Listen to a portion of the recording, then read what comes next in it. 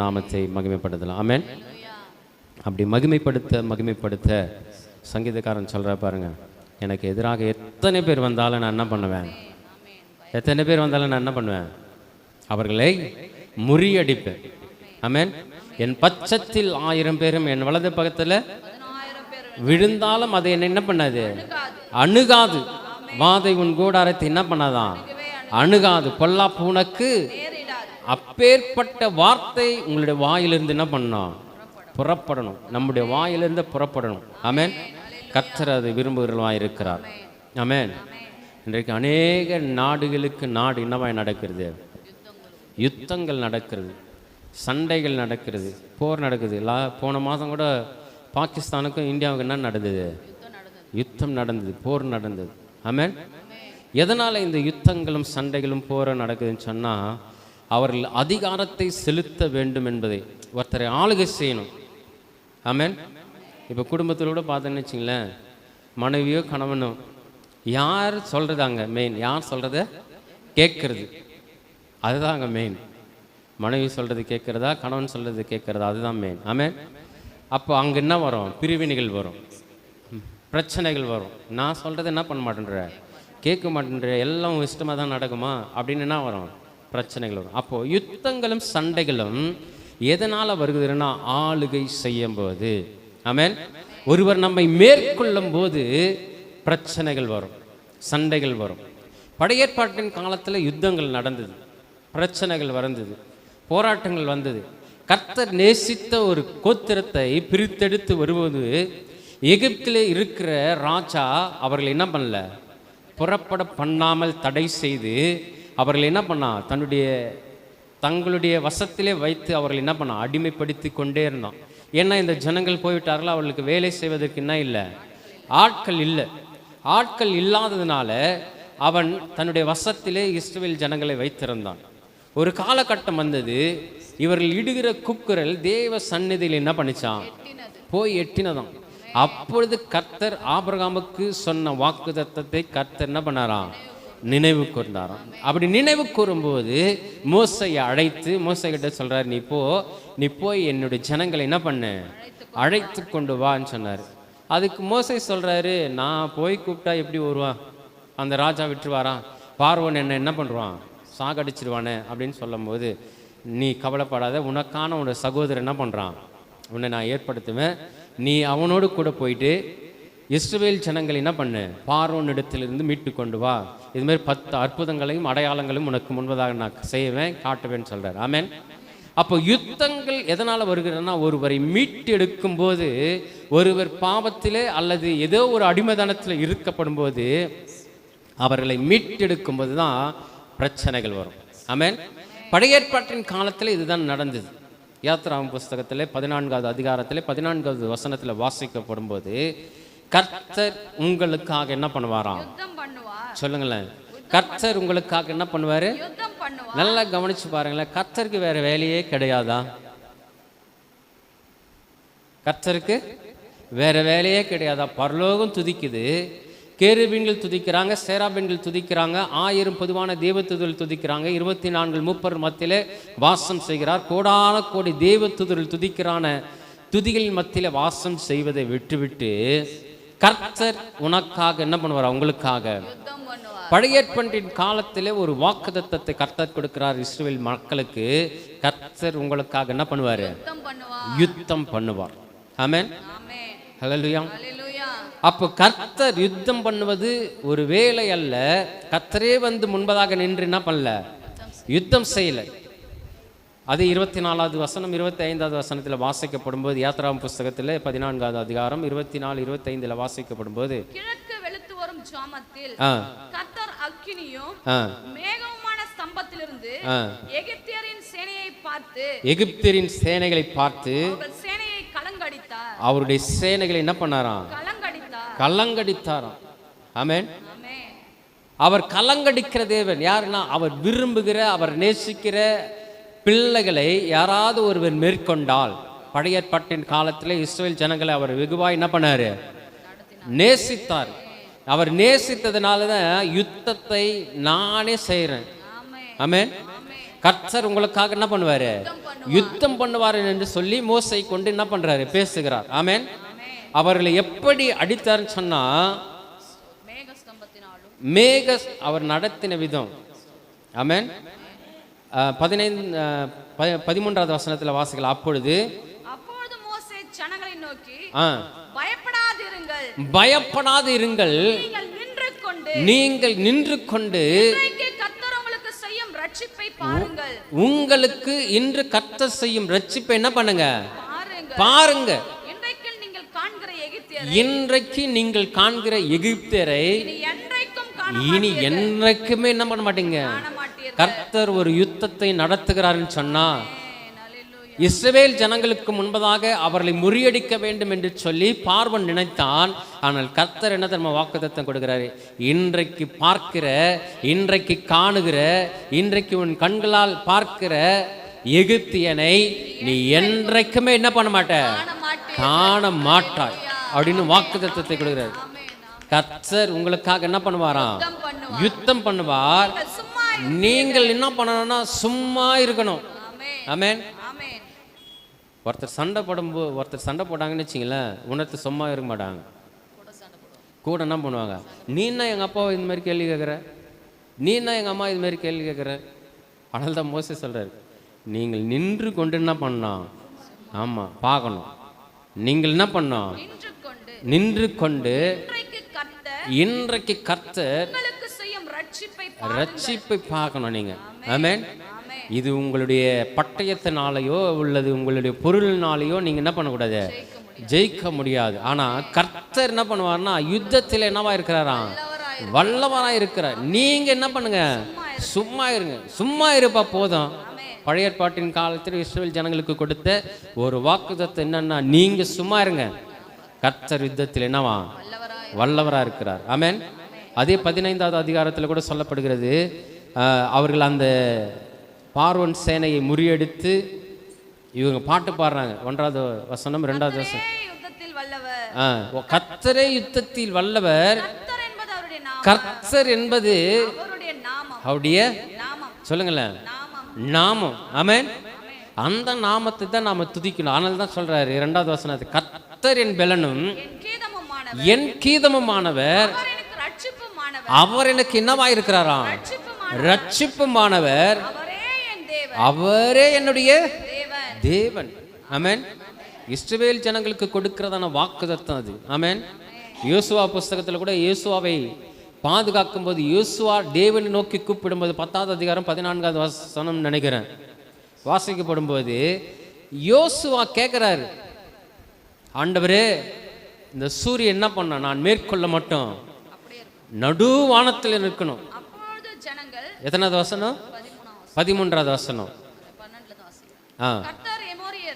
கர்த்தர் எமோரியரை அந்நாளிலே யோசுவா கர்த்தரை நோக்கி என்ன பண்றானா, பேசி பின்பு இஸ்ரவேல் கண்களுக்கு முன்பதாக சூரியனே நீ கிதியோன் மேலும் சந்திரனே நீ ஆயோன் பள்ளத்தாக்கின் மேலும் என்ன பண்ணமா சொல்லுங்களேன், தரித்து நிக்கணுமா. இந்த அதிகாரம் பழைய ஏற்பாட்டின் காலத்திலே யோசுவாக்கு மாத்திரமே என்ன பண்ணுது, கொடுக்கப்பட்டது. ஆமேன் சொல்லவே மாட்டோம் பாருங்க. எல்லாரும் இங்கே தானே இருக்கிறோம். ஆமேன் சொல்லுங்களேன். இப்போ வாசிக்கலாம் அந்த வசனம். அப்பொழுது ஜனங்கள் தங்கள் சத்துருக்களுக்கு நீதியை சரிக்கட்டும் மட்டும் சூரியன் என்ன பண்ணிச்சான், தரித்தது. சந்திரன் என்ன பண்ணிச்சான், நின்றது. ஆமென். இந்த உலகத்திலே நடக்க கூடாத ஒரு காரியம் சூரியன் என்ன பண்ணுச்சு, நின்னுச்சு. எந்த இடத்துல நின்னுது, நடுவானத்துல. எந்த இடத்துல, எந்த இடத்துல நின்னது, கிபியோன் மேலும் ஆயிலோன் பள்ளத்தாக்கின் மேலும் என்ன பண்ணிச்சான், தரித்து நின்றதும். ஆமென். ஹல்லேலூயா, ஹல்லேலூயா. எல்லாரும் வசனத்தோடு என்ன பண்ணணும், கனெக்ட் ஆகணும். நம்முடைய சிந்தைகள்லாம் என்ன பண்ணக்கூடாது, தூக்கத்துக்கு அடிமைப்படுத்தக்கூடாது. ஆமென். ஆமென். நம்முடைய சிந்தையெல்லாம் பிசாசுக்கு என்ன பண்ணக்கூடாது? இடம் கொடுக்கக்கூடாது. நம்முடைய சிந்தை முழுவதும் பரிசுத்த ஆவியானவர் ஆட்கொள்ள வேண்டும். ஹல்லேலூயா. நம்முடைய சரீரத்தை முழுவதும் ஆவியானவர் ஆட்கொள்ள வேண்டும். ஆமென். அவருடைய பலத்தில் நம்ம சமூகத்தில் உட்காரணும். ஹல்லேலூயா. ஆமென் சொல்லவே மாட்டோம். ஆமென். ஹல்லேலூயா. ஹல்லேலூயா. ஹல்லேலூயா. ஹல்லேலூயா. அப்போ சூரியனும் சந்திரனும் நடுவானத்திலே நின்றதுன்னு சொன்னா கர்த்தர் யுத்தத்தில் வல்லவராக இருந்ததுனால்தான். ஆனால் தான் 14வது வசனத்தில் சொல்லப்படுகிறது,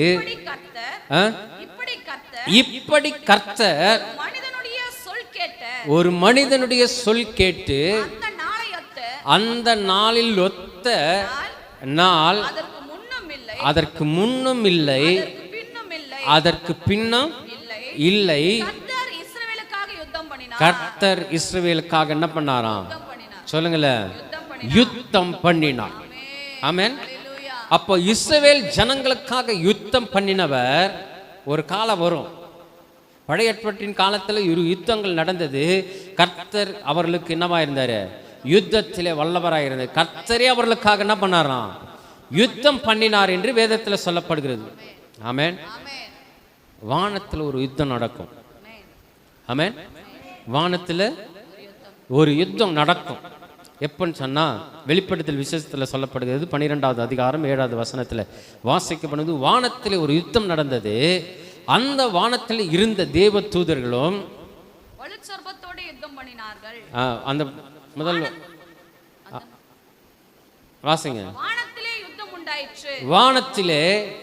யுத்தம் உண்டாயிற்று. மிகாவேலும் அவனை சேர்ந்த தூதர்களும் யாரோடு யுத்தம் பண்ணினார்களாம்? பழைய ஏற்பாட்டின் காலத்தில் யுத்தம் நடந்தது, இஸ்ரவேலுக்கும் எகிப்தியருக்கும் பார்வோனுக்கும். ஆமென். கர்த்தர் யுத்தத்தில் வல்லவராக இருந்து கர்த்தரே என்ன பண்ணாராம்? யுத்தம் செய்தார். ஆமென். வானத்திலே ஒரு நாள் யுத்தம் நடக்க போகிறது. ஆமென். இது பரலோகத்தில் அல்ல, வானம். ஆமென். வானத்தில் யுத்தம் நடக்கும் போடும்போது மீகாவேலை சேர்ந்த தேவ தூதர்களும் வலு சர்பத்தோடு என்ன பண்ணுவாங்கன்னா யுத்தம் பண்ணார்கள். ஆமென். அப்படி யுத்தம் பண்ணும்போது வலு சர்பமும் அதை சேர்ந்த தூதரும் யுத்தம் பண்ணியும் என்ன பண்ணல? ஜெயம் கொள்ளவில்லை. இங்க நமக்கு வேலை கிடையாது, இஸ்ரவேல் ஜனங்களுக்கும் வேலை கிடையாது. ஆமென் சொல்லுங்களேன். நல்ல கையை தட்டி ஒரு ஆமென் சொல்லுங்களேன். ஹல்லேலூயா. ஹல்லேலூயா. அப்போ வானத்தில் ஒரு யுத்தம் நடக்கும்போது மீகாவேலை சேர்ந்த தேவ தூதர்களும் வலு சர்பத்துக்கு எதிராக என்ன பண்ணுவாங்க? யுத்தம் பண்ணுவாங்க. அந்த யுத்தத்தில் வலு சர்பத்தை என்ன பண்ணுவாங்க? ஜெயிப்பார்கள். அந்த வசனத்தில் வாசிக்கிறோம், அதை யுத்தம் பண்ணினார்கள். வலு சர்பமும் அதை சேர்ந்த தூதரும் யுத்தம் பண்ணியும் ஜெயம் கொள்ளவில்லை. வானத்திலே அவர்கள் இருந்த இடமும் என்ன பண்ணல? அப்போ வானத்தில் ஒரு யுத்தம் நடக்கப்படும் போது மீகாவேலும் அவனை சேர்ந்த தூதர்களும் வலு சர்பத்தோடு. யார் அந்த வலு சர்பம்? பிசாசான வலு சர்பம். பழைய ஏற்பாட்டின் காலத்தில் முதல்ல ஏவாளை வஞ்சித்த வலு சர்பம். ஆமென். ஆனால் தான் இங்கே வெளிப்படுத்தல் விசேஷத்தை சொல்லப்படுவது பழைய பாம்பாகிய வலு சர்பம். அதாவது வலு சர்பமும் அதை சேர்ந்த தூதரும் யுத்தம் பண்ணி என்ன பண்ணல? ஜெயம் கொள்ளவில்லை. 9வது வசனம், உலகம் அனைத்தையும் மோசம் போக்குகிற பிசாசு என்னும் சாத்தான் என்றும் சொல்லப்பட்ட பழைய பாம்பாகிய பெரிய வலு சர்பம் தள்ளப்பட்டது. அது பூமியிலே விழ தள்ளப்பட்டது. அதனோடு கூட சேர்ந்த தூதரும் தள்ளப்பட்டார்கள். ஆமென். இது எப்போ நடக்கும்? பழைய ஏற்பாட்டின் காலத்திலே நடந்த யுத்தத்தை நாம பார்த்தோம். கர்த்தர் என்ன பண்ணாரு? யுத்தம் பண்ணார், ஜெயத்தை கொடுத்தார். இஸ்ரவேல் மத்தியிலே அவர் ஜெயத்தை கொண்டு நடத்தினார். மேக ஸ்தம்பத்தினாலே, அக்கினி ஸ்தம்பத்தினாலே அவர்கள் என்ன பண்ணாரு? நடத்தினார். ஆமென். வானத்தில் ஒரு யுத்தம் நடத்தப்படும் போது, மீகாவிலும் பழைய பாம்பாகிய வலு சர்ப்பமும் யுத்தம் பண்ணும்போது அவர்கள் எதை கொண்டு ஜெயிக்கிறார்கள் என்று சொன்னால், 11வது வசனம் சொல்லப்படுகிறது, அந்த பழைய பாம்பாகிய வலு சர்ப்பத்தை அவர்கள் எதனால அவர்கள் ஜெயிக்கிறார்கள் என்று சொன்னால், மரணம் அவர்களுக்கு நேரிடராக இருந்தாலும் அதற்கு தப்பும்படி தங்கள் ஜீவனையும் பாராமல் அவர்கள் எதனால ஜெயித்தார்கள்? ஆட்டுக்குட்டியானவருடைய ரத்தத்தினாலே என்ன பண்ணார்களா? சாட்சியின் வசனத்தினால என்ன பண்ணாங்க? அவர்களை ஜெயித்தார்கள். ஆமென். வானத்தில் நடக்கிற யுத்தத்தில் ஒரே ஒரு ரத்தத்தின் மூலமாக தான் ஜெயத்தை ஏறெடுக்க முடியும். ஆமென். அவர் மீகாவேல் தான், தேவனுடைய தூதர் தான்.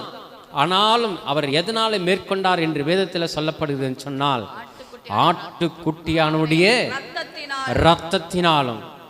தேவனுடைய வசனம் தான் சாட்சியின் பிரமாணம். தேவனுடைய வார்த்தை தான் சாட்சியின் பிரமாணம். தேவனுடைய சத்தியம் தான் சாட்சியின் பிரமாணம். இந்த பிரமாணத்தின் மூலமாக தான் என்ன பண்றாங்களா? அவங்க அவனை ஜெயித்தார்கள். ஏன்னா பிசாசானவனை ஜெயிக்கும்படி ஒரு அதிகாரம் இருக்குதுன்னு சொன்னால் அது ஆண்டவராகிய இயேசு கிறிஸ்துவின் ரத்தம் மாத்திரம்தான். ஹல்லேலூயா. அந்த ரத்தத்தின் மூலமாக தான் ஒரு ஜெயத்தை ஏறெடுக்க முடியும். இது எங்கன்னு சொன்னா உலகத்துல மாத்திரமல்ல, வானத்துல கூட. ஏன்னா பரலோகத்துல பிசாசானவன் என்ன பண்ண முடியாது? அங்க யுத்தம் பண்ண முடியாது. ஏன்னா பரலோகத்துல பிதாவானவர் வாசம் பண்ணுகிற இடம், அது பரிசுத்தமான இடம். அங்கே போருக்கும் யுத்தத்திற்கும் என்ன இல்லை? இடமே இல்லை. ஏன்னா வானத்துல தான் வான மண்டலங்களில் பொல்லாத சேனைகள் இருக்கிறது. எபேசியருக்கு இது நிருபத்தில் சொல்லப்படுறது. எத்தனாவது அதிகாரம்? வாசிங்க அந்த வசனத்தை. எபேசியருக்கு நிருபம்.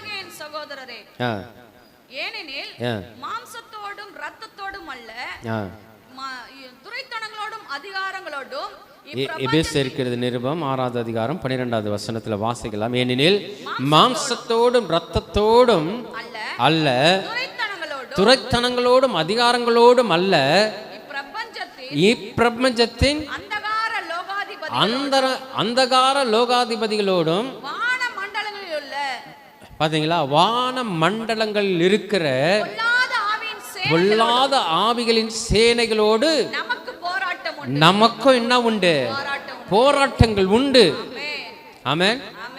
நாம ஜெயிக்கணும்னு சொன்னா, நாம யுத்தத்துல வெல்ல வேண்டும் என்று சொன்னால், நாம் யுத்தத்துல வெற்றி கொடி ஏற்ற வேண்டும் என்று சொன்னால், ஆட்டுக்குட்டியானுடைய ரத்தம் நமக்கு தேவைப்படுகிறது. ஆமென். அது வானத்துல மாத்திரமல்ல, பூமியில மாத்திரமல்ல, சமுத்திரத்துல என்ன பண்ணுதான்? ஜெயம் கொள்கிறதா இருக்கிறது. ஆமென். ஹல்லேலூயா. அப்ப நமக்கும் போராட்டங்கள், நெருக்கங்கள், துன்பங்கள், வேதனைகள் வருகிறது. நாம் எதனால ஜெயிக்க முடியும்?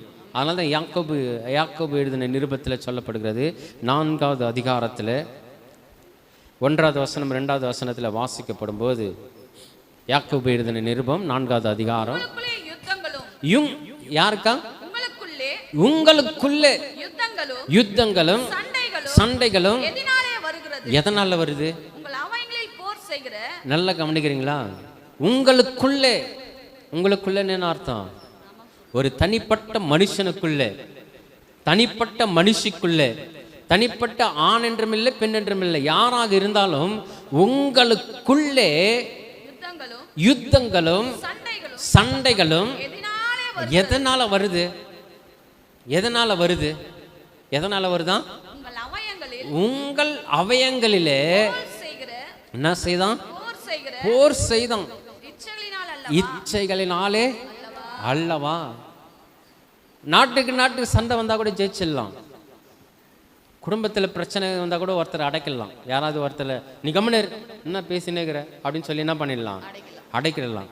ஆனா உங்களையே அடக்குவது ரொம்ப கடினம்.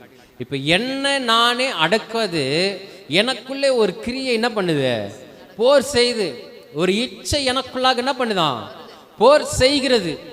ஆனா சத்தியம் என்ன பண்ணுது, பாதுகாக்குது. அப்போ நமக்குள்ளாக வாசம் செய்கிற இச்சைகள் நம்மோடு கூட என்ன பண்ணுதுன்னா சண்டை போடுது.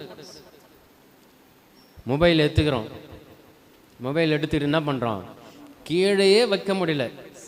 ஒரு பக்கம் பைபிள் இருந்தாலும் ஒரு பக்கம் என்ன பண்ணுது, பைபிளா மொபைலா, பைபிளா மொபைலா பார்க்குறோம். கொஞ்ச நேரம் மொபைல் என்ன பண்ணலாம், பார்க்கலாம். அப்படி என்ன பண்ணுறோம், ஏன்னா நமக்குள்ளாக கிரியை செய்கிற போர் செய்கிற அவயங்கள் நமக்குள்ளாக என்ன பண்ணுதான் இருக்கிறது. ஆமென், ஹல்லேலூயா. எதனால் சொன்னா, இச்சைகள் உனக்குள்ளாக போர் செய்கிற இச்சைகளினால் அல்லவா. இச்சை நமக்குள்ளாக இருக்கிறதா, நமக்குள்ளாக போர் செய்கிறதா. அதை எப்படி மேற்கொள்வது? ஆமென், ஹல்லேலூயா, ஹல்லேலூயா. ஒரு மனுஷனை அதாவது அவனை அடக்குவது ரொம்ப ரொம்ப கடினம்.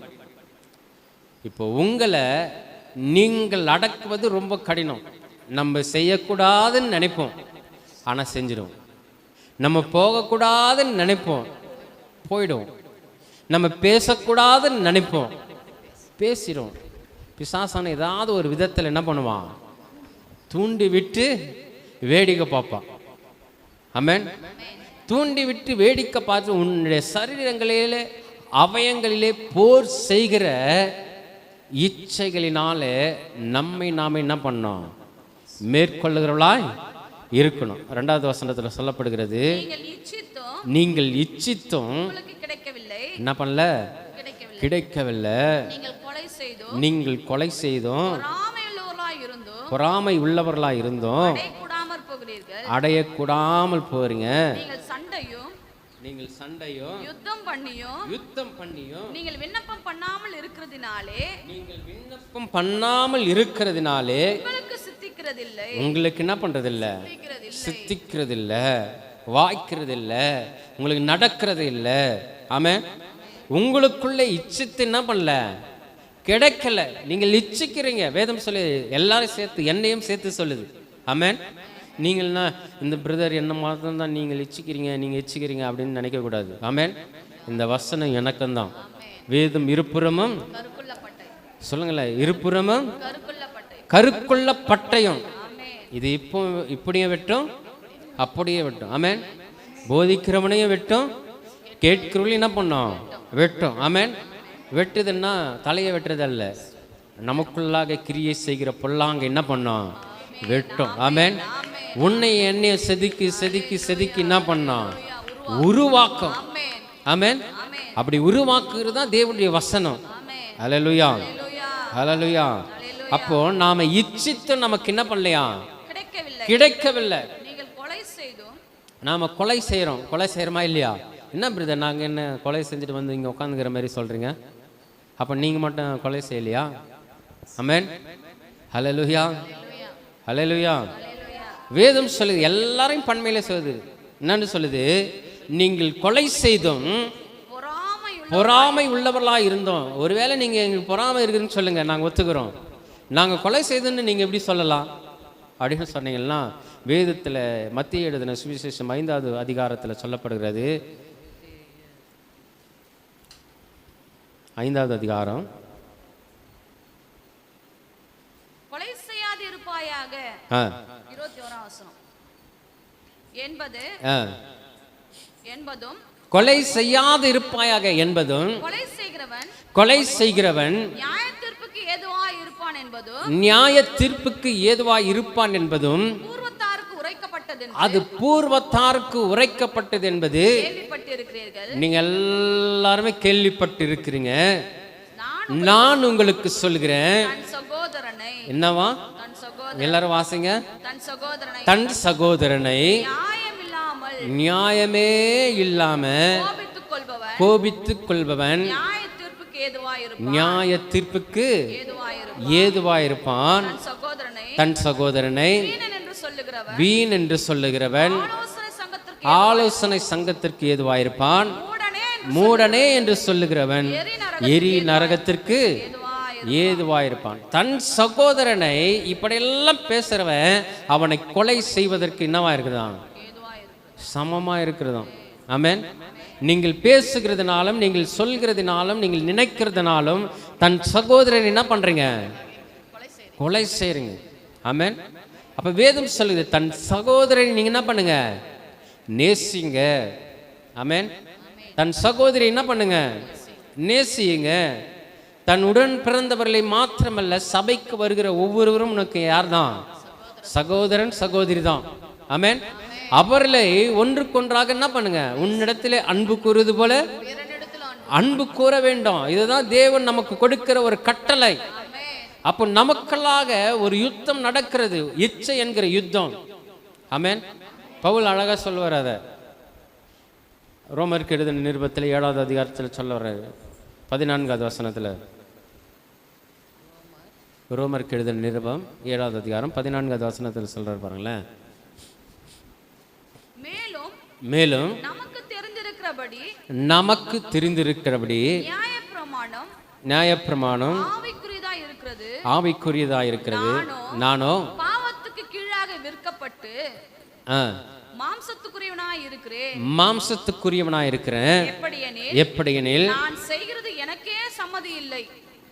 எப்படி சொல்றாரு? நான் செய்கிறது எனக்கே சம்மதி இல்லை. பவுல் பாருங்களேன் எப்படி பேசுறாரு. சாட்சியா இருந்தவர், மற்றவர்களுக்கு போதிக்கிறவர், மற்றவர்களுக்கு கட்டளைகளை கொடுக்கிறவர், மற்றவர்களுக்கு வழி நடத்துகிற ஒரு போதகனாய் இருந்தவர். அவர் சொல்றாரு, நான் செய்யறது எனக்கே என்ன பண்ணல, சம்மதி, எனக்கே பிடிக்கல. அப்படிதான் சொல்ல வரனது. நான் செய்கிறது எனக்கே பிடிக்கல, நான் விரும்புகிறதை செய்யாமல் நான் வெறுக்கிறதையே செய்யறேன். அப்படின்னா என்ன அர்த்தம்? வேதம் நமக்கு ஒன்று சொல்லுது, அதை விரும்பி செய்யணும்னு நான் என் உள்ளத்தில் நினைக்கிறேன். ஆனாலும் நான் என்ன பண்ண முடியல, அதை செய்ய முடியல. நான் விரும்பாததையே நான் செய்கிறவனா இருக்கிறேன், நான் வெறுக்கிறதே நான் செய்யறவனா இருக்கிறேன். அப்போ நாம் நினைப்போம், நாம் இதெல்லாம் பார்க்கக்கூடாது, இந்த காட்சியை நாம் பார்க்கக்கூடாது, இந்த பேச்சுகளை நாம் பேசக்கூடாது, நம்முடைய இருதயத்தில் இந்த சிந்தனைகள் வரக்கூடாது அப்படின்னு நாம் நினைப்போம். ஆனாலும் நமக்குள்ளாக என்ன பண்ணோம்? நாம் விரும்பாததே நமக்குள்ளாக என்ன பண்ணுது? நடக்குது, கிரியை செய்கிறது. ஆமென். அதுக்கு பவுல் சொல்றாரு, இப்படி நான் விரும்பாததை செய்கிறவனாய் இருக்க நியாயப்பிரமாணம் நல்லதென்று ஒத்துக்கொள்கிறேனே. ஆதலால் ஏன்னா நியாயப்பிரமாணம் ஏன் நல்லதுன்னு நான் ஒத்துக்கிறேன்னு சொன்னா, நான் தவறு செய்துட்டா நியாயப்பிரமாணம் சொல்லுது, நீ ஒரு பாவம் செய்தால் அந்த பாவத்திற்கு பலியாக என்ன பண்ணு? ஆடையோ மாட்டையோ என்ன பண்ணு? பலி செலுத்து. பாவத்துக்கு ஏற்ற போல ஒரு மாட்டையோ ஆட்டையோ கொண்டு வந்து என்ன பண்ண? ஏன்னா அப்பதான் எனக்கு அந்த நியாயப்பிரமாணம் என்னவா இருக்கிறது? அங்க சொல்றாரு, நல்லதென்று ஏன் ஒத்துக்கொள்கிறேன்னா, நான் பாவம் செஞ்சுட்டா ஒரு பலி செலுத்திடலாம். அதுக்கு அடுத்துதான் சொல்றாரு, ஆதலால் நான் அல்ல, எனக்குள்ள என்ன பண்ணுதான்? ஒண்ணு வாசமா இருக்கிறது. என்னமா அது? பாவமே அப்படி செய்கிறது. பவுலே சொல்றாரு, எனக்குள்ள என்ன வாசமா இருக்குது? பாவம் வாசமா இருக்கிறது. ஆமென். ஹல்லேலூயா. அப்போ உங்களுக்குள்ளும் எனக்குள்ளும் ஒரு பாவ பிரமாணம் என்ன பண்ணோம்? வாசமா இருக்கிறது. ஆமென். அந்த யுத்தத்தில் நாம் மேற்கொள்ள வேண்டும் என்று சொன்னால், உனக்கும் எனக்கு ஒரு யுத்தம் நடக்கும். இச்சைக்கும் நமக்கும், பரிசுத்தத்துக்கும் இச்சைக்கும் என்ன நடக்குது? யுத்தம் நடக்கிறது. சத்தியத்திற்கும் அக்கிரமத்துக்கு என்ன நடக்குது? யுத்தம் நடக்கிறது. நமக்குள்ளே இந்த கிரியைகள்லாம் நடக்குது. நமக்கே தெரியும். உங்களை பற்றி உங்களுக்கு தான் சொல்லுங்களேன், என்னை பற்றி எனக்கு தான் தெரியும். இந்த தெரிய மட்டும் சவுண்டாக வருது பாருங்க. ஹல்லேலூயா. ஏன்னா உங்களுக்குள்ளே நீங்க என்ன நினைக்கிறீங்க, என்ன பேசுறீங்க, என்ன நடக்கிறீங்கன்றது உங்களுக்கு தெரியும். எனக்குள்ளாக நான் என்ன சிந்திக்கிறேன், நான் என்ன பேசுகிறேன், நான் என்னுடைய நடவடிக்கை என்ன என்பது எனக்கு தெரியும். ஆமென். எல்லாவற்றையும் பார்க்கலும் ஆண்டவருக்கு தெரியும். ஹல்லேலூயா. அப்படி நமக்குள்ளாக போர் செய்கிற அவயங்களினாலும் இச்சைகளினாலும் நாம இழுக்கப்படாதபடிக்கு பவுல் சொல்றாரு, எனக்குள்ளாக இதெல்லாம் நடக்குது, எல்லாம் பாவம் எனக்குள்ளாக என்ன பண்ணுது? வாசமா இருக்கிறதுனால தான். ஆமென். நிர்பந்தமான மனுஷன் நான், நிர்பந்தமான மனுஷன் நான் மரண சரீரத்தில் நின்று இந்த மரண சரீரத்தில் இருந்து யார் என்னை விடுதலையாக்குவார்? யார் என்னை விடுதலையாக்குவார். இது பவுல் சொல்றதா ரொம்ப ஆச்சரியமான காரியம். ஏன்னா பவுலுக்கு தான் என்ன பண்ணாரு, வெளிப்படுத்தினார். பிரஜாதிகளுக்கு சுவிசேஷமாய் கொண்டு போன்னு சொன்னவர் ஆண்டவராகிய இயேசு கிறிஸ்து. பவுலே பவுலே என்னை ஏன் என்ன பண்ற, துன்பப்படுத்துற, முள்ளில் உதைக்கிறது உனக்கு கடினமா என்றவர். ஆமென். கர்த்தராகிய இயேசு கிறிஸ்து அவனோடு பேசினார். ஹல்லேலூயா. அவர் சொல்றாரு, நிர்பந்தமான மனுஷன் நான், யார் இந்த பாவத்தின் மரண சரீரத்திலிருந்து யார் என்னை விடுதலையாக்க ஆக்குவார்? யார் என்னை விடுதலையாக்குவார்? நம்முடைய கர்த்தராகிய அவர் சொல்றார், நம்முடைய கர்த்தராகிய இயேசு கிறிஸ்து மூலமாய் இயேசு கிறிஸ்து மூலமாய் தேவனை ஸ்தோத்தரிக்கிறேன். ஆதலால் நானே நானே என் மனதினாலே நியாயப்பிரமாணத்துக்கும் தேவனுடைய நியாய பிரமாணத்திற்கும் மாம்சத்தினாலே பாம பிரமாணத்திற்கும் ஊழியம் என்ன பண்றேன், செய்கிறேன். ஆமென். ஹல்லேலூயா. அவர் சொல்றாரு, நான் எதற்காக ஊழியம் செய்கிறேன்?